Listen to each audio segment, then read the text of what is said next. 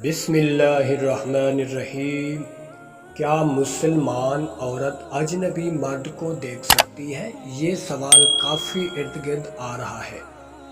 معروف نامی نابینا صحابی حضرت عبداللہ بن مکتوم رضی اللہ تعالی عنہ ایک بار رسول اللہ صلی اللہ علیہ وسلم کی خدمت میں حاضر ہوئے تو آپ صلی اللہ علیہ وسلم نے امہات المؤمنین حضرت سلمہ رضی اللہ تعالی میمنہ رضی اللہ تعالی عنہ سے کہا، پردہ کا حکم دیا۔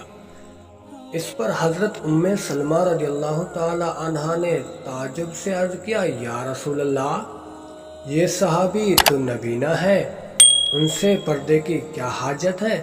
تو آپ صلی اللہ علیہ وسلم نے فرمایا، کیا تم نابینا ہو؟ کیا تم انہیں نہیں دیکھ سکتی؟